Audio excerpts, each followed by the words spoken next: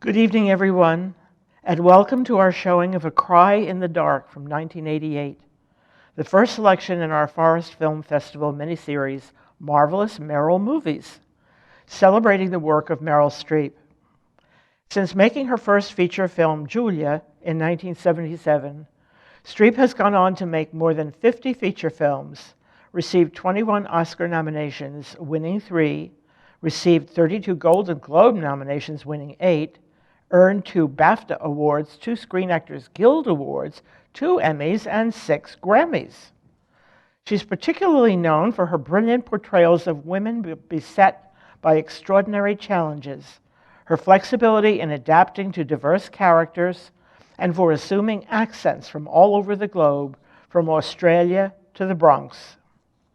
A Cry in the Dark was directed by Fred Scapisi, and its screenplay was written by Scapisi with Robert Caswell, based on the 1985 book Evil Angels by John Bryson.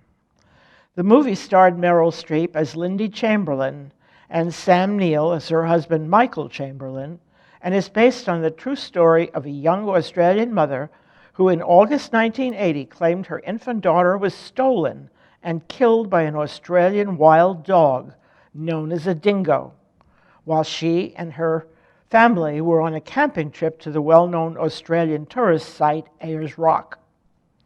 Since there were no other witnesses to the child's alleged abduction, the Australian public soon turned from its initially sympathetic reaction to the story to a malicious whispering campaign in the Aussie press, claiming that Chamberlain had murdered the child herself in some sort of weird religious ritual.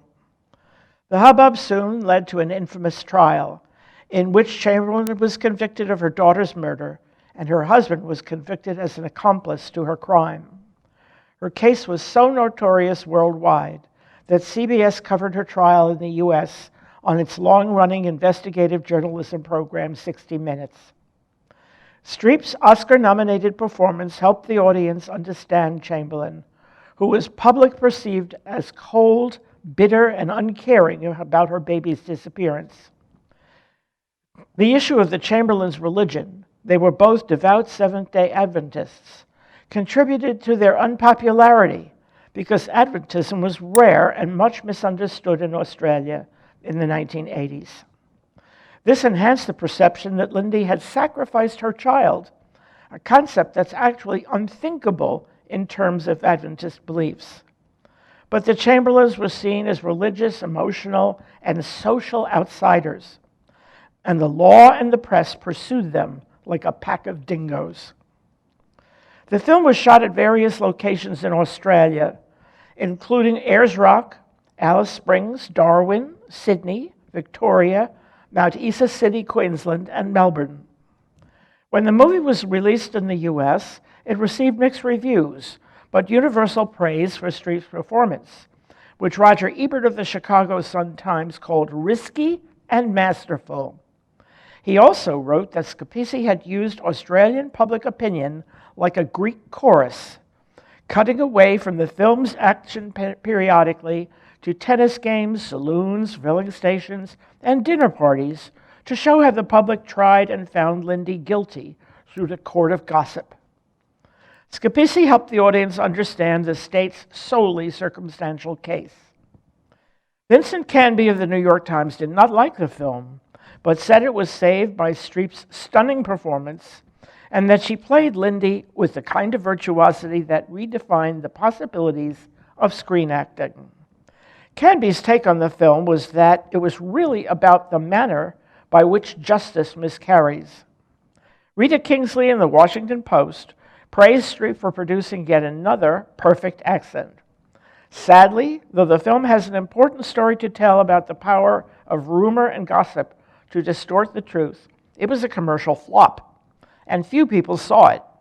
It brought in only $6.9 million on a budget of $15 million, which did little to pay for what was at the time the most expensive film ever made in Australia, requiring, among other extravagances, 350 speaking parts and 4,000 extras.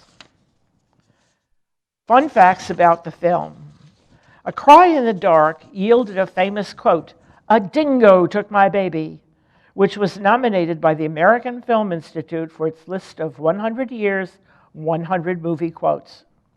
Meryl Streep won Oscars for 2 other roles in which she plays mothers beset by terrible dilemmas. She appeared as Joanna, the mother who abandons her little boy in Kramer versus Kramer, and Sophie, the mother who must choose between her 2 children in Sophie's Choice. Vincent Canby claimed that Streep's black wig in this film was as ill-fitting as a shower cap. A Cry in the Dark is ranked number 9 on the American Film Institute's list of 10 greatest films in the genre courtroom drama. In the end credits, the movie's copyrighted year is 1988. In Roman numerals, that's MCMLXXVIII. Instead, it's listed incorrectly as MCMLXXXIII, which is 1983. 4 different infant girls were needed to play Lindy's baby daughter. Both of Lindy's sons are played by 3 different child actors each: Aiden at age 6, 8, and 11, and Reagan at ages 4, 6, and 9. Many Australian citizens were critical of the film's release shortly after Lindy Chamberlain's release from prison, still believing that she was guilty. The film's title in Australia was Evil Angels, but it was not used in the US version. 2 years after the film was released, Streep made postcards from The Edge, in which a crew member is seen wearing a t-shirt that says, Evil Angels. At one point in Lindy's courtroom testimony, she refers to a case in which 3 boys were wrongly sent to prison. She's referring to the 1972 murder of Maxwell Comfort in southeast London. Comfort, age 26, was strangled, and the building where he lived was burned down. 18-year-old Colin Lattimore, 15-year-old Ronnie Layton, and 14-year-old Ahmad Salit were arrested and charged with murder and arson. All 3 had alibis, but when prominent forensics pathologists testified to his time of death, one of them changed his mind on the stand and said Comfort could have died at a time when the boys were not covered by their alibis, thereby convicting all 3 boys and sending them to prison.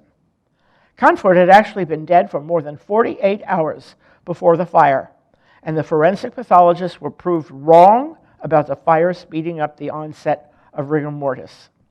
In 1980, a man named Douglas Franklin was found to be the true killer. Meryl Streep has never stated publicly whether she thinks Lindy was guilty. In 1986, 3.5 years after Lindy was incarcerated, Azaria, her daughter's bloody, tattered matinee jacket, was found in an area near Ayers Rock, which was highly populated with dingo dens, and Lindy's case was reopened. In 1988, the Criminal Appeals Court finally overturned all criminal convictions against Lindy and Michael Chamberlain, but it remained until June 2012 for the coroner of the Northern Territories, Elizabeth Morris, to finally declare to the Darwin's Magistrates Court that the cause of the child's death was the result of being attacked and taken by a dingo. At long last, she stated that dingoes can and do cause harm to humans.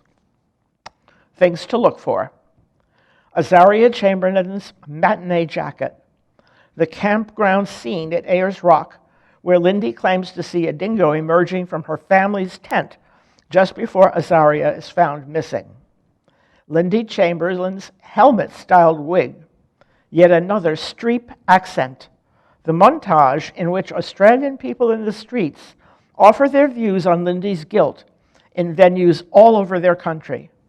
Listen for the famous quote, "A dingo took my baby," the wrong Roman numerals used for 1988 used in the credits. 3 male child actors appearing as each of Lindy's sons and 4 infant girls as Azaria. Listen for Lindy's courtroom reference to the 1972 Maxwell Comfort case. Now it's time to view A Cry in the Dark. Sit back, settle down. Please remember that it may take a few minutes for the film to roll. Enjoy.